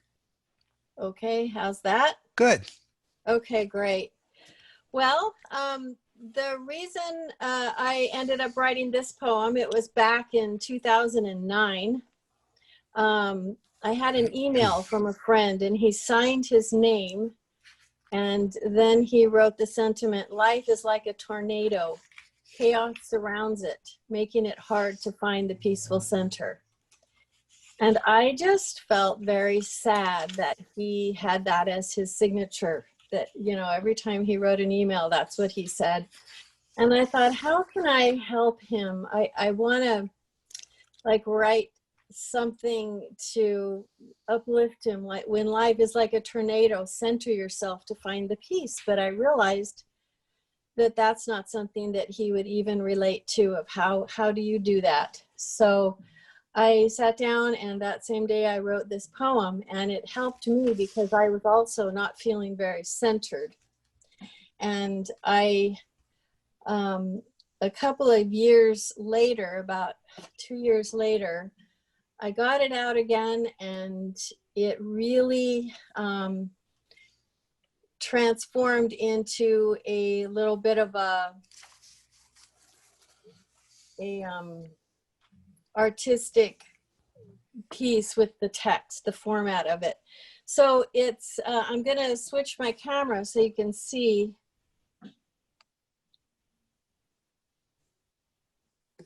All right, so what I did is I put his quote at the top of the page, and I wrote a poem called Tornadoes. And when I started out, it was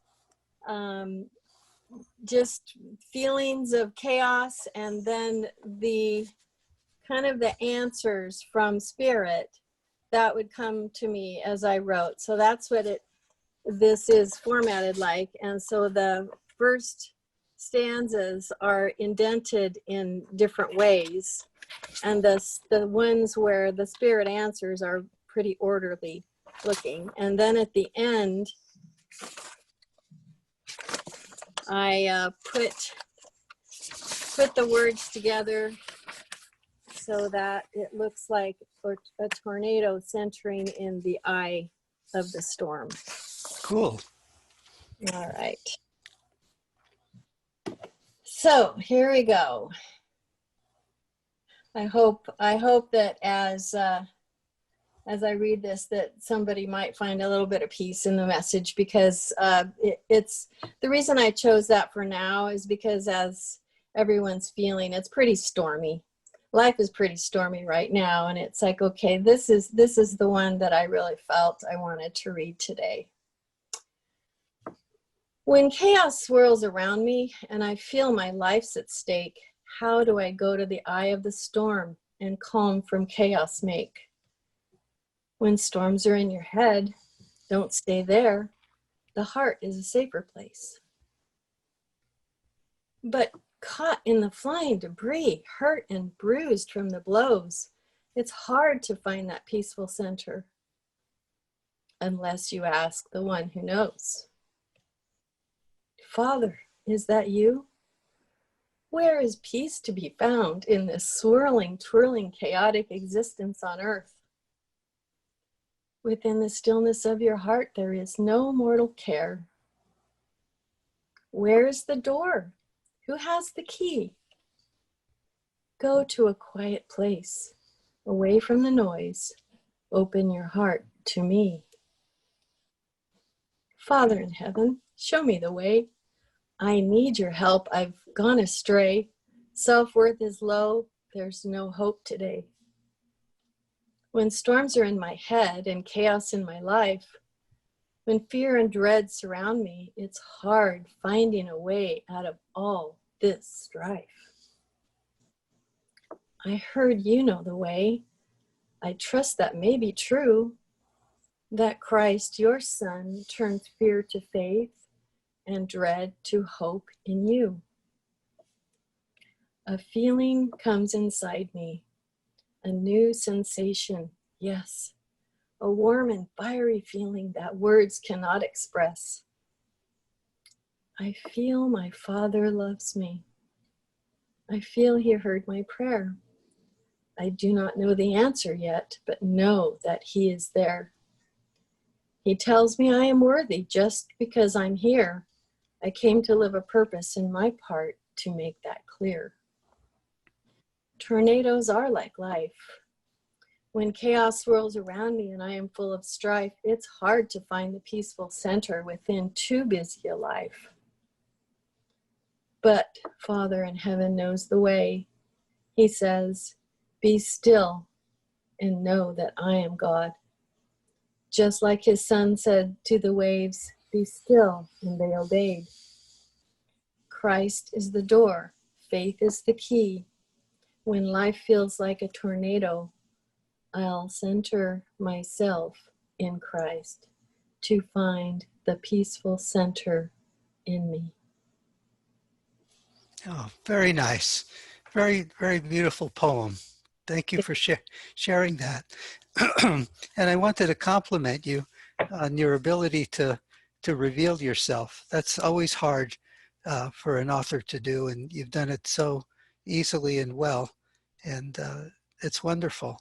Also, I'd like to say that, you know, because you've made it in the shape of a tornado, you're following in the footsteps of E.E. Cummings. And he wrote in a similar fashion sometimes. I remember one poem he had that was the shape of a typewriter. And he had one that's a bucking bronco.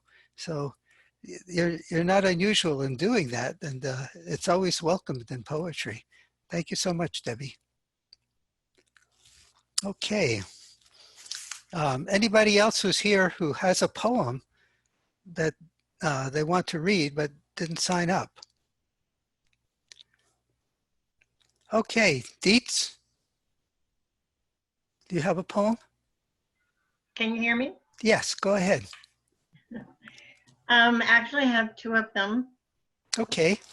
I'm sorry, I didn't know that we were supposed to send in, but I want to say hi to Wisconsin because I, as most of you know, are on Lake Michigan, and I too spent 6 months here in Michigan and 6 months in Hemet. So my first poem is about Michigan basements. I know Californians don't really have basements, but most Michigan homes do. I have one in this house, but many years ago, a friend of my daughter's was moving, said she was going to move her bedroom down to the basement. And we all went, ooh, no, because basements can be spooky, spidery kind of places. So I thought I would write her friend a poem, and I framed it for her to keep in her basement. So it's called The Basement Boogeyman. You've no doubt heard of things that scare. They chill your bones and raise your hair. But the worst of these cannot compare to the tale of the basement boogeyman. Heedless of the strongest locks below the line of dirt and rocks, deep within those cement blocks lurks the soul of the basement boogeyman. Damp and cold are his domain. He ventures out at time of rain to inflict misery and pain. Oh, the dreaded basement boogeyman. Late at night, you'll feel a chill, a gentle breeze, but from no sill. The room grows quiet, stank, and still. It's the sign of the basement boogeyman. And when he finds you all alone, from your lips you'll hear a moan, and find your heart's been turned to stone from the touch of the basement boogeyman. So as you lay there scared to death and hear him moving still and still, close your eyes and hold your breath and wait for the basement boogeyman. Whoa, that is chilly. I had that fear when I went into the basement. Oh, you've struck a chord. Wonderful poem. I don't know how well she liked it, but I guess she kept her room down there. The other one is totally opposite, but this one I wrote, oh my gosh, 30 years ago. Our son was 15 years old and got a malignant brain tumor, and we had to take him to St. Jude's Hospital. And we were there the night waiting to get his prognosis the next day. And at 3 o'clock in the morning, I woke up and went into the hotel room bathroom and closed the door and, because I couldn't sleep. And I wrote this poem. And because we're at St. Jude's in Memphis, I call it Song for St. Jude's. It doesn't matter if you're young or old, as we begin growing and our lives unfold. We reach toward our dreams and begin making plans, then discover the future is not in our hands. So many words have still been unsaid. So many books are waiting unread. So many mountains that I'd like to climb. So much to do in so little time. Just as he gives us our very first breath, somewhere in life, he also brings death. How much time is there for our lives to grow? All wisdom and knowledge can't help us to know. Helpless and frightened as we find our way, make each moment special and count every day. Though life is precious, it's not ours to give. Be happy for each day he gives us to live. Will I see sunshine or shadows, have laughter or tears? Will I have many or just a few years? I can't help but wonder and want to ask why. Is it time to dance or my time to die?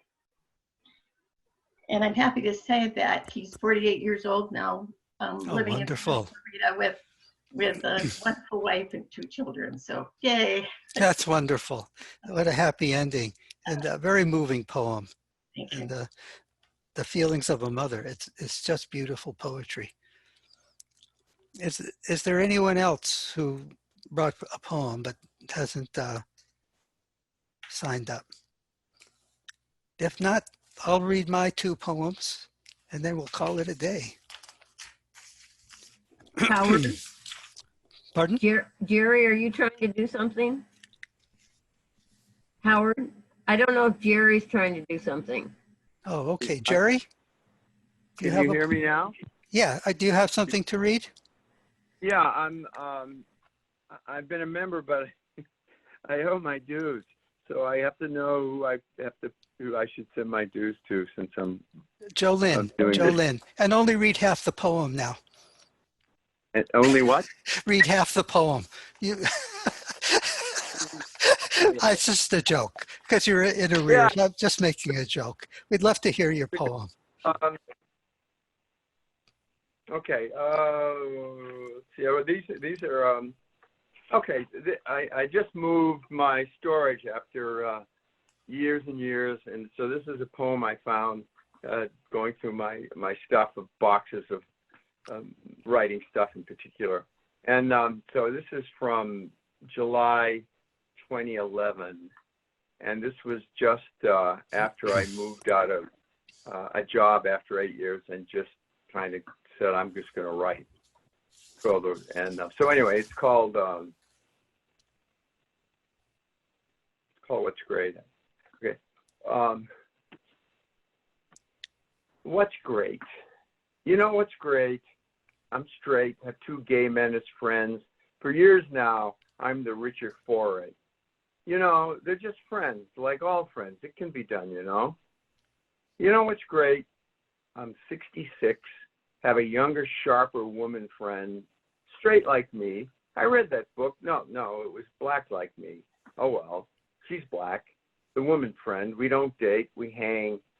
Nothing hanging in the balance, but one never knows. Saint Exupéry's lost pilot, his princely friend in the desert. He said that one, not me. One never knows.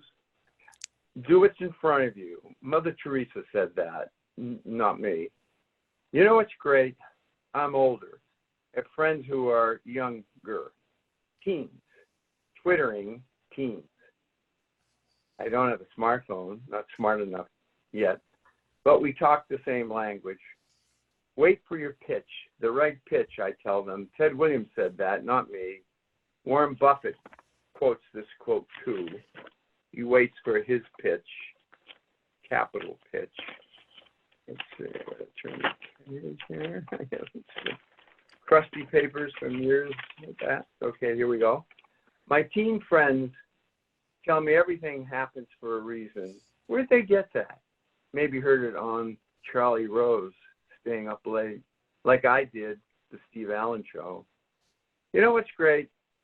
I'm an adult, serious person. I have friends who are young children sitting in the driveway. We watch the world go by, laughing, people's dogs, owners looking like their dogs.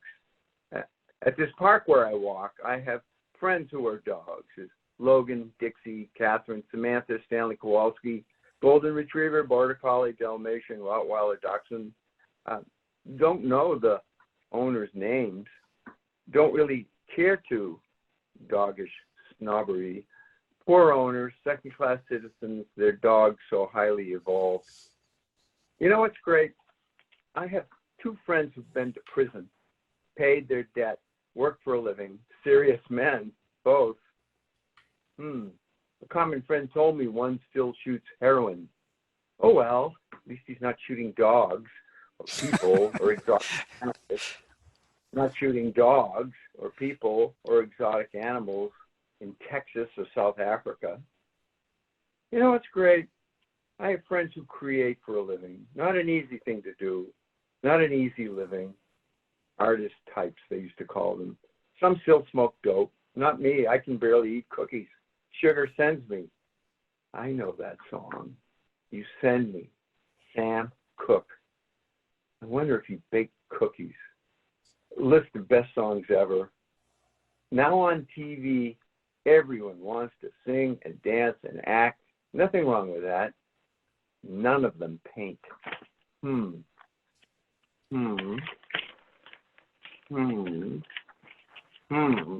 Ah. Paint. Not till you're 66. Paint. You can't hate when you create. Except war. You can hate war. Can paint that. Soon we'll have painter TV contests and quiz shows. Winner gets a trip to Venice. Sorry, California, not Italy. No paint by numbers. Anyway, there you go. Oh, thank you. Yeah, that was a terrific poem. Don't hold back. And I also admire your honesty in, sharing yourself. That makes for great poetry. Thank you so much. And pay your dues. Okay. I would like to read a poem called Crumbs. And this is from my book of poetry. I don't know if you can see that. It's called How to Cook a Turkey and Other Poems. And there's the turkey. Well, that one I like to read around Thanksgiving. And this poem is illustrated. It has I don't know if you can see that well, a picture of a glass that's been drained. I was the one who drained the glass. And I took a picture of it. It was in a little restaurant in Lima, Peru, and I liked the way the tracks looked on the glass. And in our house for dinner, I'm usually the one who does the cooking, and I work at the counter between the stove and the corner, and sit on a stool. And once in a while, I look down, and when I cook, I make a mess. I have to admit it. And Esther is so wonderful, the lovely Esther. She kindly cleans up after me, but she likes my cooking, so that's something she does for me. But one day I'm looking at the stuff in the corners and what is dropped on the floor, and I wrote this poem, Crumbs. Crumbs on the counter, on the floor, ever so slight, but in need of gathering, sweeping, picking. Specks of lint and coffee grounds, toast crumbs, banana strings, the glint of a piece of broken wine glass, a curl of dust hiding in the corner, more particles than one can identify, appearing continuously, waiting for removal, an endless river of crumbs running through every home, residue of the lives lived within, on course for recycling in the universe. And that's it. Thank you for your generous applause. Now I'd like to I'd like to end with the one I always like to end with, and I'm sure some of you have grown tired of it. But Jim, if you could unmute everyone, that would be great. Everybody has to unmute themselves. Okay, unmute yourselves. Unplug yourselves. Whatever you have to do. Okay, and this one, as you know, is called The Word is the Music. The music is the word. And this poem may be the only poem ever actually recited by a group. It was written to be a group poem. Everybody writes individual poems, but this is one that stands out. It's a group poem, and I have a picture that I illustrated next to the poem. I don't know if you can see that. Can anyone tell me what that is? Looks like the inside of a pepper. Yeah, exactly right. Somebody has looked at the inside of a pepper once too often. Yes. I gave it a little color. How great. Okay, this is one where I will say the line and you repeat the line. Okay, here we go. I can hear the beat. I can hear the beat. Boom chicka boom. Boom, chicka, boom. Boom chicka boom. Boom, chicka, boom. I can feel the beat. I can feel the beat. Boom chicka boom boom. Boom chicka boom. Boom chicka boom boom. Boom chicka boom boom. I am the beat. I am the beat. Boom chicka boom boom. Chicka chicka boom. Boom chicka boom boom. Boom chicka boom boom. Chicka chicka boom. Boom chicka boom boom. Chicka boom. Boom, boom, boom. I ate a chimichanga in Cucamonga. I ate a Chimichanga in Cucamonga. I ate a chimichanga in Cucamonga. I ate a chimichanga in Cucamonga.